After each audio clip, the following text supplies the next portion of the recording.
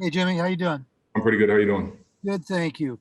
Can you just give us a little background? I thank God you're okay and your dog are okay, but a little bit about the car accident, what you were thinking, and what was going on when it happened.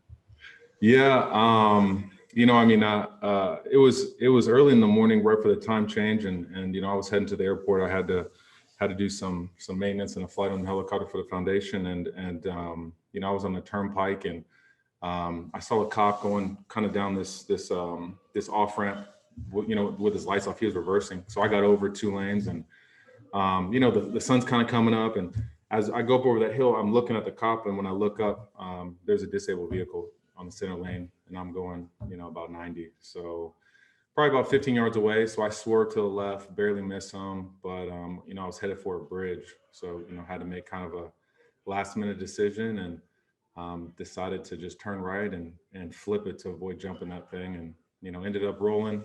The cop said about 4 times, and skidded on the roof for about 100 yards.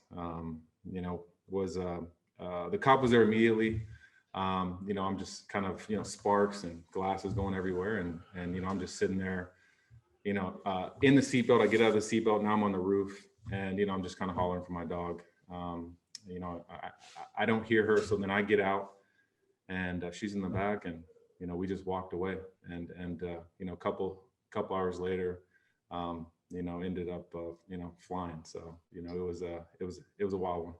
Did you have any moment in there where I don't want to ask your life flash before you, but did you have any moment where you thought, geez, what's going on here? Or afterwards, was there any kind of panic once you settled down?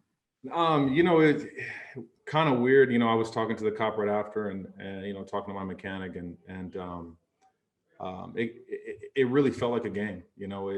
Everything was really slow. I can remember making every decision, and I can actually remember my phone floating up in the air. I could see the time, and I just knew it wasn't my time. I was like, there's no way I'm gonna die with something this stupid. So no.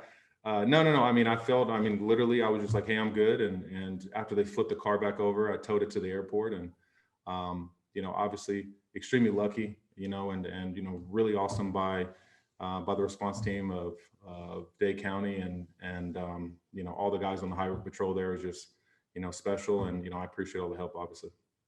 Thanks, man. Really glad it worked out okay for you. Yes, sir. Thank you so much. Pat Finley.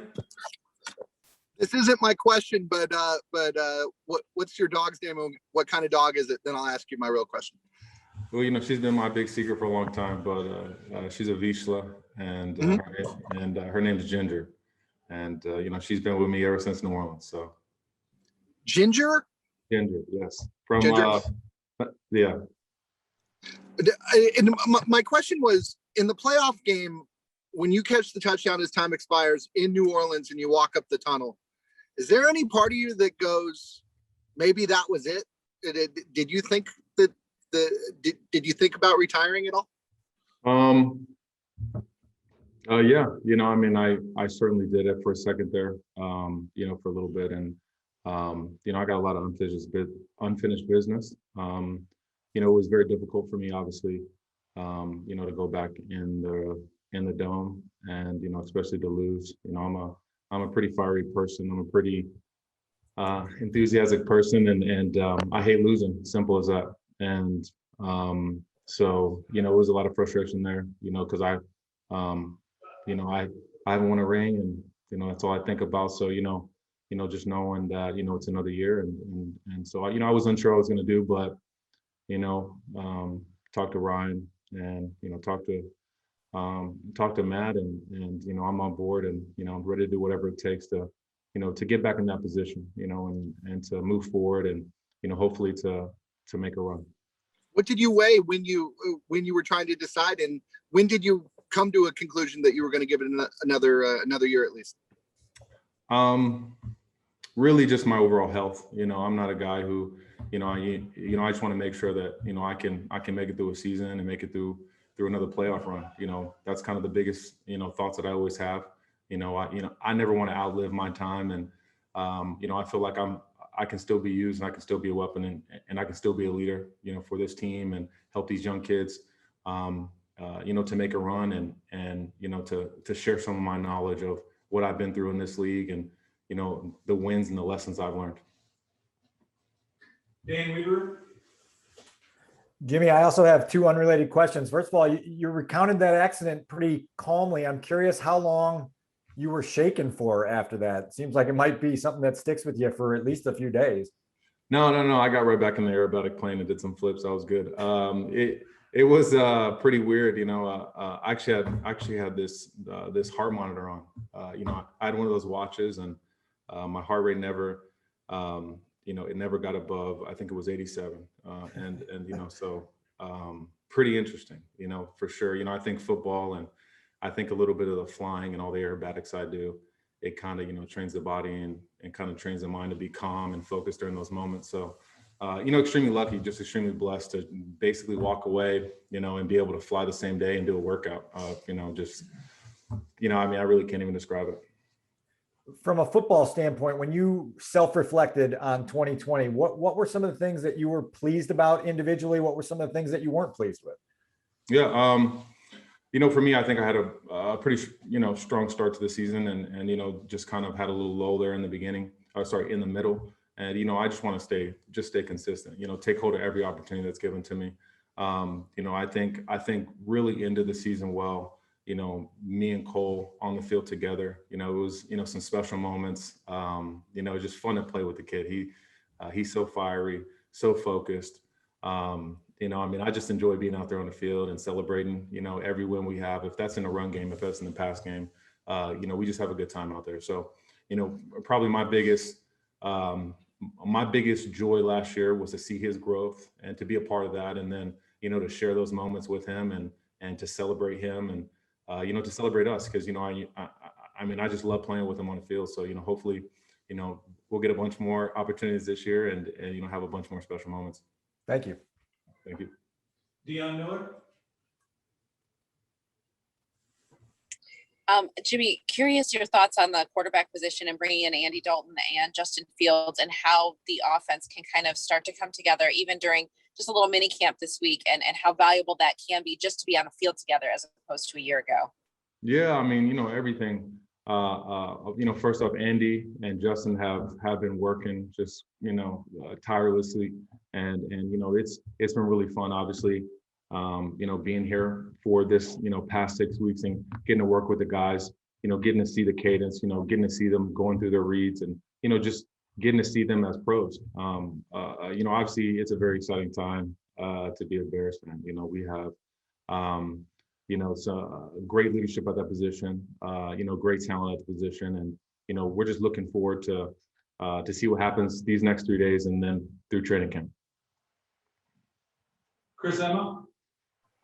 Jimmy, you mentioned Cole and the growth he had last year. What did you see behind the scenes that allowed him to set the foundation for his career? Everything. He's just a pro. The way he handles himself and the way he works. He's in there all the time. Getting better, getting stronger. Completely focused. He never rests on his laurels.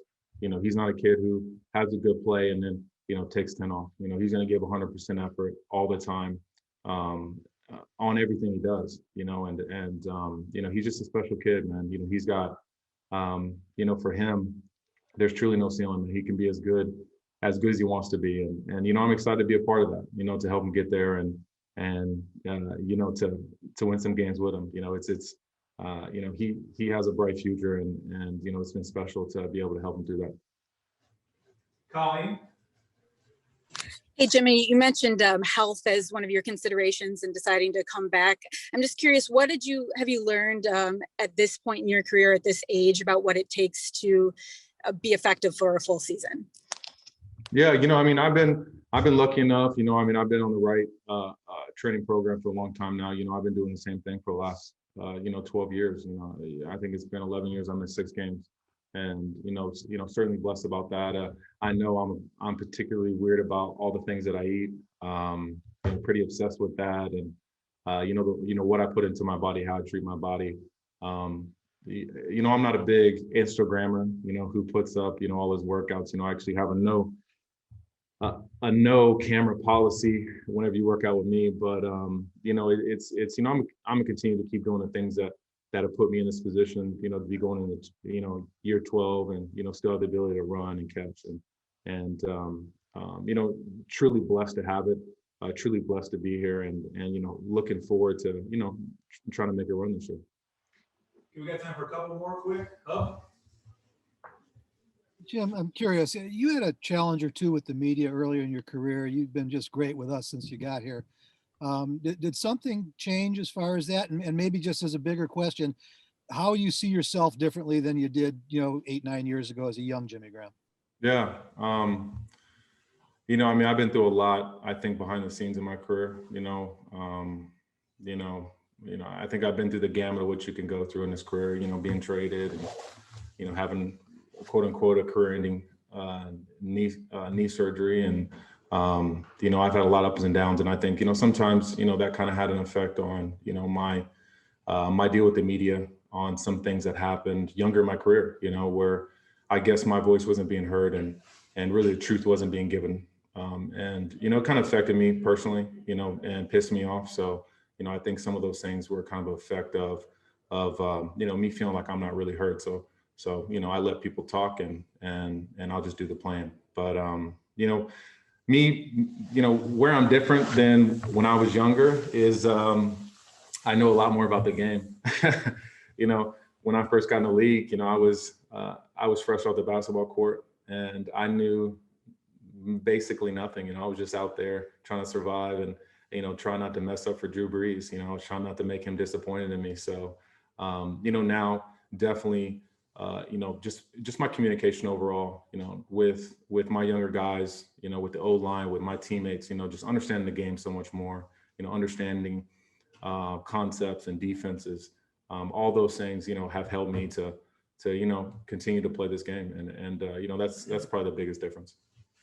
And last one quickly, Dan.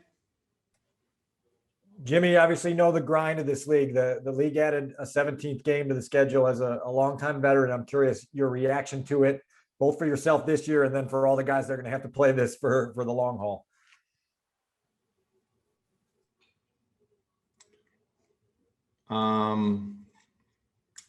Yeah, I was, you know, I mean, I know what the league's trying to do and I understand it. You know, we all love football and we all want to watch more of it. You know, for me, you know, I was kind of disappointed, obviously. You know, you know, I'm always thinking about, you know, how my body feels around the end as I go into the playoffs. You know, my thing is getting to the playoffs fresh, getting to the playoffs ready to go, and you know, add another game kind of, you know, is frustrating. But kind of the biggest disappointment for me is, you know, I mean, I carry, you know, a couple of single season records, you know, on the field, and you know, I mean, I take pride in that. You know, I mean, I think at one point I was leading, you know, New Orleans and the Seahawks for basically every single season title record they had. So, you know, that's going to go out the door now. You know, that's going to give somebody an extra game. You know, I can't imagine, you know, my second year, my third, or my fourth, if I had an extra game, you know, how many people I would have dunked on. So, you know, unfortunately, I can't do nothing about that. I can just go out there and, you know, bite down on my